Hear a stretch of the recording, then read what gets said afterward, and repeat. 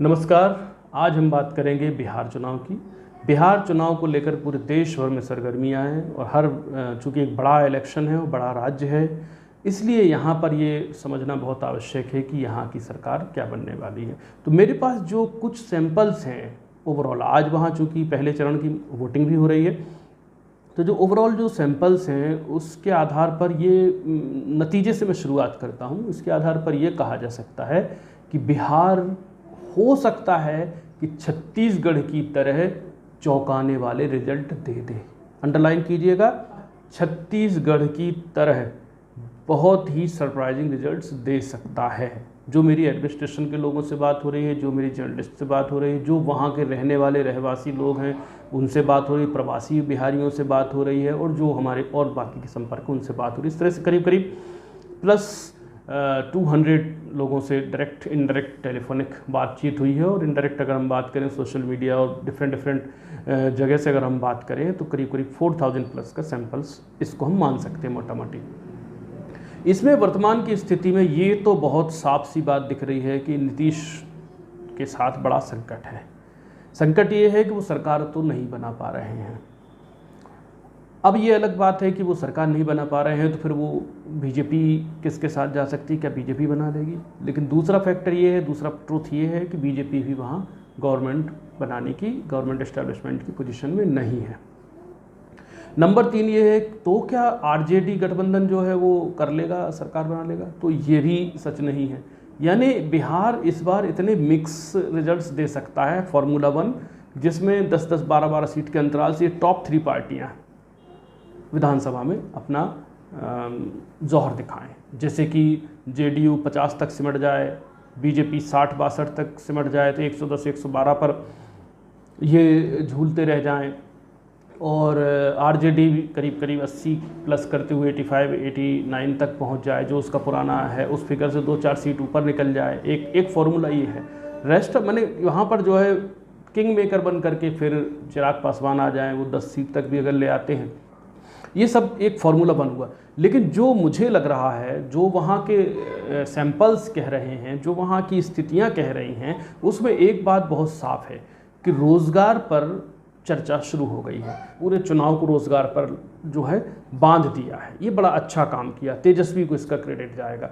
दूसरा क्रेडिट इसको जातियों में जो बटा हुआ बिहार था, धर्मों में, जातियों में जो तोड़ फोड़ वहाँ मची रहती है, उसको एक बिहार बनाने में इसके लिए बीजेपी को क्रेडिट जाता है। बीजेपी ने बार बार जब भी जाति पाति की बात हुई है तो बीजेपी ने इसका काउंटर किया है और इसको बार बार इलेक्शन में मुद्दा बनने से रोका है। मतलब चुनाव, यानी कि कहीं भी जातियों का फैक्टर से उसको डिस्कस ना किया जाए, ना डिस्कस हो, ना वो फैक्टर काम कर पाए। इसका क्रेडिट बीजेपी को दे दो। और नीतीश कुमार को अगर हम क्रेडिट देना चाहते हैं तो ये दे सकते हैं कि एक एडमिनिस्ट्रेशन, सुशासन की व्यवस्था, एक अच्छी सरकार चलाने, गवर्नेंस के मामले में, गवर्नेंस को मॉडल के रूप में पेश करने में ये नीतीश कुमार भी सफल हुए।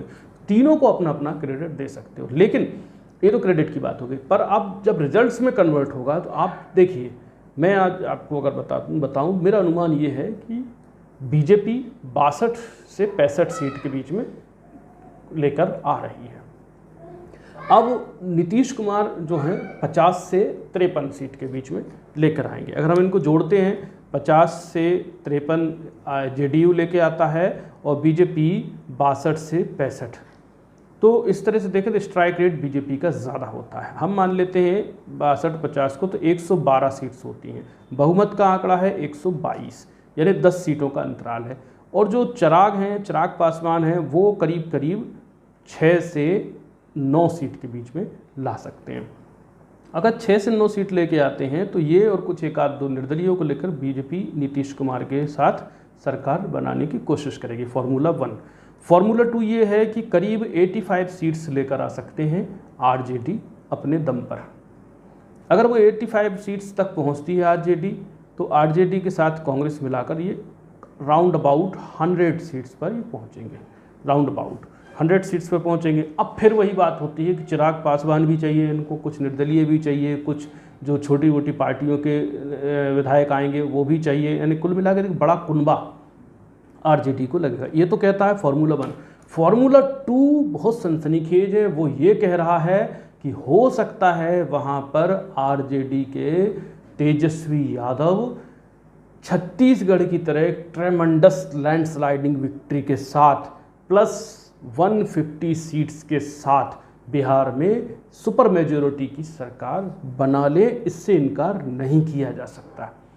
ये मैं इसलिए दावे के साथ कह रहा हूँ, फॉर्मूला 1 तो ये है ही, हो सकता है कि ये सारे फॉर्मूले ध्वस्त हो जाएं, क्योंकि तेजस्वी की जो रैलियां हैं उनकी भीड़ और तेजस्वी का जो नीचे काम है वो, और जो तेजस्वी ने अपने आप को लालू और तेजस्वी के बीच का जो डिफरेंस खड़ा किया है, क्योंकि तेजस्वी के खिलाफ बोलने के लिए क्या है आपके पास सिवाय ये कि उनके पिता लालू हैं, उनकी माता राबड़ी देवी हैं, और दोनों पर भारी करप्शन के आरोप, और एक उसमें जेल में है, और जंगल राज की आप दुहाई देते हैं। तेजस्वी के ऊपर हमला करने के लिए और कुछ नहीं है। ऐसी परिस्थिति में तेजस्वी ने इस डिफरेंस को बढ़ाने की कोशिश की है। Lalu is Lalu and Tejashwi is Tejashwi, both have different identities and both have different virtues. तो इस बात को बिहार के साथ कम्युनिकेट करने में वो सफल हुए हैं। नीतीश कुमार की 15 साल की जो सरकार है उसके विरुद्ध एक माहौल है वहाँ पर, तो इसलिए वहाँ पर नीतीश कुमार, स्वाभाविक माहौल जो होता है वो है, तो नीतीश कुमार के थोड़े से अंक वहाँ कम लग रहे हैं। बीजेपी एक ऐसी न्यूट्रल पोजीशन में है जिसके फेवर में भी हैं लोग, जिसके विरोध में भी हैं लोग, लेकिन बहुत प्रचंडता से बिहार में बीजेपी का विरोध नहीं है। बहुत जो खूंखार विरोध होता है, एंटी इनकम्बेंसी का विरोध होता है, वैसा नहीं है, और कुछ प्रत्याशियों का है भी, तो उसको बहुत ज़्यादा इग्नोरेबल ही माना जाना चाहिए। तो ये 2 फार्मूले मैं आपको बता रहा हूँ, या तो फार्मूला 1 जिसमें 60-62 सीट पर बीजेपी पहुँच रही है और 50-55 के बीच में जेडीयू है, और 80-85 के बीच में आरजेडी जा रही है, और 6 से 9 के बीच में चिराग पासवान जा रही है। फार्मूला 2 ये आरजेडी अकेली ही 150 सीट्स के लगभग जा रही है। यानी कुल मिलाकर के दोनों ही स्थितियों में आरजेडी की सरकार बनने की स्थितियां दिख रही हैं, क्योंकि महाकुंभा बना करके, महागठबंधन बना करके भी ये साथ में जा सकते हैं। दूसरी बात, अब बीजेपी को लेकर के बात करेंगे। लोगों को ऐसा लग रहा है कि बीजेपी वहाँ शायद नीतीश को निपटा करके अपना वर्चस्व चाहती है। डेफिनेटली कोई भी पॉलिटिकल पार्टी इंडिविजुअली ही अपने आप को मजबूत करने की कोशिश करती है, खासकर बीजेपी जैसे संगठन बेस्ड पार्टियाँ जो हैं वो तो और भी ऐसा चाहती हैं और करती भी हैं, उसके लिए कोशिश भी करती हैं। लेकिन यहाँ पर कितनी ही सीटें ज़्यादा आ जाएँ बीजेपी की जेडीयू से, भले ही बड़ा फासला हो जाए, 10 से 15 सीट के फासले तक बीजेपी मुख्यमंत्री के रूप में नीतीश कुमार को ही रखेगी। इसकी वजह यह है कि बीजेपी अगर यहाँ पर ऐसा नहीं करती है तो बीजेपी पर एक बड़ा आरोप लग जाएगा धोखेबाजी का। बहरहाल बहुत बहुत शुक्रिया, नमस्कार।